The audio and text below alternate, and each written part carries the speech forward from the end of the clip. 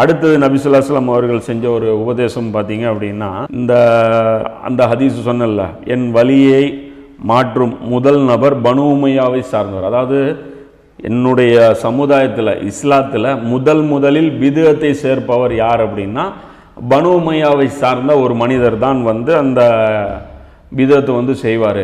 இஸ்லாத்தில் பிதுஅத்து யார் கொண்டு வந்தா? முதலில் வந்த பிதுஅத்து எது? தராவி தொழுகை 20 ரக்காத்தானதா? அது பிதுஅத்தே கிடையாது, சுன்னத்து. அது பிதுஅத்தே கிடையாது, கலிஃபா ராஷிதுடைய சுன்னத்து. சுன்னத்துனா ரசூலா செஞ்சாங்களான்னு போயிடாதீங்க. உமர்லியானும் செஞ்சாங்க.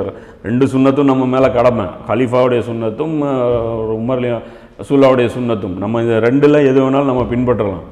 அப்போ இந்த அடிப்படையில் பார்த்தீங்கன்னா பிதுஅத்து அது கிடையாது. எது பிதுஅத்து அப்படின்னா சடங்குகளில் வந்த பிதுஅத்து கிடையாது. பனு உமையாக்கள் உருவாக்கின பிதுஅத்துன்னு சொல்லி நபி ஸல்லல்லாஹு அலைஹி வஸல்லம் சொன்னாங்க. பனு உமையாவை சார்ந்தவர் ஒருவர் முதல் நபர் ஒருத்தர் பிதுஅத் செய்வார் அப்படின்னு சொல்லி ரசூலுல்லாஹ் சொல்கிறாங்க. இந்த பிதுஅத்துக்கு விளக்கம் யார் சொல்கிறாங்கன்னு பார்த்தீங்கன்னா நாசிருத்தீன் அல்பானி ரஹ்மத்துல்லாஹி அலைஹி இருக்காங்க இல்லையா, அவங்க சொல்கிறாங்க, சுன்னத் மாற்றப்பட்டது என்பது கலீஃபாவை தேர்ந்தெடுக்கும் முறை வாரிசு அடிப்படையில் மாற்றுவதைத்தான் குறிக்கும் அப்படின்னு சொல்லி யார் சொல்கிறா? அல்பானி ரஹ்மத்துல்லாஹி அலைஹி அவங்க சொல்கிறாங்க. நாசிருத்தீன் அல்பானி எவ்வளோ பெரிய உலமா தெரியுமாங்கிறாங்க. ஆமாம், உலமா தான். அவங்கள நாங்கள் மதிக்கிறோம், நீங்கள் மதிக்கிறீங்களாங்கிறது தான் பிரச்சனையாக இருக்குது. நாசிருத்தீன் அல்பானிங்கிறவர் ஒரு மிகப்பெரிய ஒரு முஹத்தீஸ், கடந்த நூற்றாண்டில் வாழ்ந்த மிகப்பெரிய முஹத்தீஸ். அது ஹதீஸ் கலைங்கிற அந்த வேலையை நிறுத்தப்பட்டு பல நூற்றாண்டுகள் கடந்த கால நேரத்தில் மீண்டும் அந்த கலைக்கு உயிர் கொடுத்தவர், மிகச்சிறந்த ஒரு ஆலிம். அவர் அரசாங்கத்தினால் நசுக்கப்பட்டவர். அவர் ஏகப்பட்ட நாள் சிறைச்சாலையில் கழிஞ்சார். அது பெரிய இதுக்கெல்லாம் என்னது அச்சுறுத்தல்களுக்கெல்லாம் ஒரு ஆளானார்.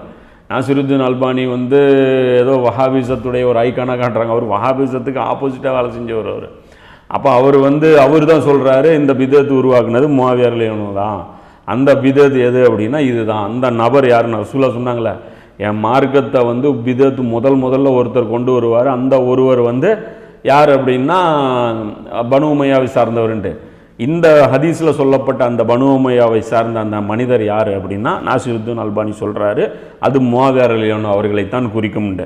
இந்த ஹதீஸ் பார்த்தீங்கன்னா அல் அவாயில் அப்படிங்கிற அந்த புத்தகம் பின் ஆசிம் அப்படிங்கிற அவர் கொண்டு வர்றாரு. அதில் 61வது ஹதீஸாக அது வருது. இது சையான ஹதீஸு. நாசிருத்தீன் அல்பானி இதுக்கு சனதும் பார்க்குறாரு. அது இல்லாமல் அதுக்கு விளக்கமும் அவர் கொடுக்குறாரு. இந்த பிதுஅத்து உருவாக்கின அந்த மனிதர் முஆவியா ரலியல்லாஹு அன்ஹு அவர்கள் தான் அப்படிங்கிறது. இது அபூதர் அல் கிஃபாரி ரலியல்லாஹு அன்ஹு அவங்க அறிவிக்கக்கூடிய இந்த ஹதீஸு.